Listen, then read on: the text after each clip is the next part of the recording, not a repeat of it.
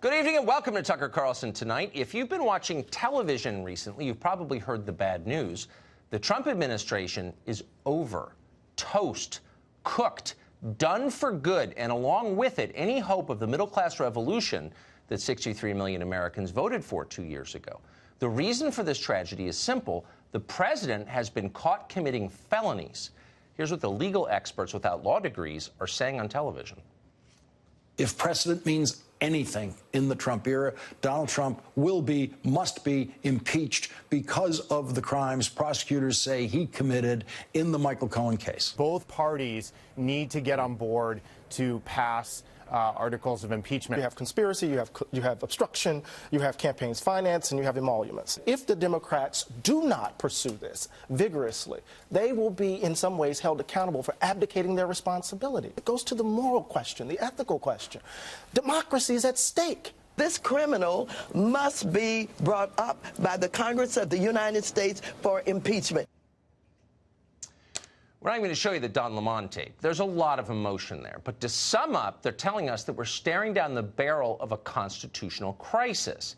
And that crisis stems from what MSNBC describes as, quote, the crimes prosecutors say the president committed in the Michael Cohen case. Which crimes were those? We have the answer. The relevant details were spelled out in a piece that ran over the weekend in the New York Times under this headline, quote, prosecutors say Trump directed illegal payments during campaign. The gist of the story is this. Trump's former lawyer, Michael Cohen, has told federal prosecutors that he facilitated payments to two women who said they had affairs with Donald Trump. And then, well, actually, that's it. That's the entire story right there. Paying these two women, say federal prosecutors in their flacks at NBC News, was a serious crime, a crime worthy of impeachment, if not indictment. Okay, but you might be wondering, how exactly is that criminal? Well, we're going to explain it to you.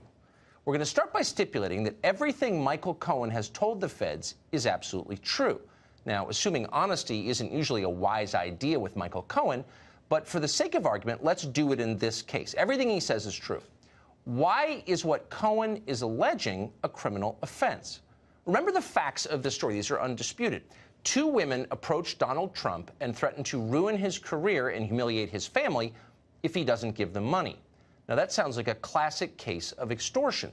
Yet, for whatever reason, Trump caves to it, and he directs Michael Cohen to pay the ransom. Now, more than 2 years later, Trump is a felon for doing this. It doesn't seem to make any sense. Oh, but you're not a federal prosecutor on a political mission.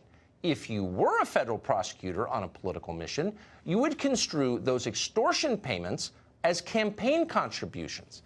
You do this even though the money in question did not come from or go to Donald Trump's presidential campaign.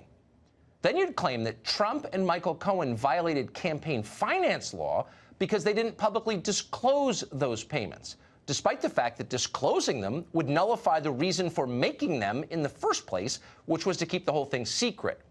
That is the argument you would make, both in federal court and through your proxies on cable television. It is insultingly stupid, but because everyone in power hates the target of your investigation, nobody would question you. And that's what's happening right now. Now, by this reasoning, any money a political candidate spends to maintain or protect his image while running for office now qualifies as a regulated campaign donation and has to be disclosed. That would include, by the way, in addition to an infinite number of other things, buying toothpaste and getting a haircut. It would definitely include the taxpayer-financed slush fund that Congress has set aside to pay off its own sexual harassment claims. Yes, those now qualify as campaign contributions. They must be publicly disclosed. Except, of course, they're not publicly disclosed, and they never will be. Why is that? Well, that might be a question for congressional leaders, including, now that we think about it, Congressman Adam Schiff of Burbank, California. He's the incoming chairman of the House Intelligence Committee, a very powerful man in the Congress. What does Mr. Schiff have to say about Congress not disclosing the very same payments that Democrats say Trump should be impeached for not disclosing? Let's ask him. There's a very real prospect that on the day Donald Trump leaves office, the Justice Department may indict him, that he may be the first president in quite some time to face the real prospect of jail time. Trump knows that he's facing some pretty strong criminal liability when he leaves office, one way or another. And, you know, even if a sitting president can't be indicted, he's got to know his future looks like it's behind bars unless he cuts some sort of deal with the prosecutors. So to translate, Trump's a criminal. He's going to jail for committing a smaller version of the same made-up crime that we in Congress have committed for years and forced you to pay for. And by the way, we're never apologizing for that because we don't have to, and CNN isn't going to make us. Screw you, America, and your stupid election. We're in charge. That's the real message here, in case you missed it.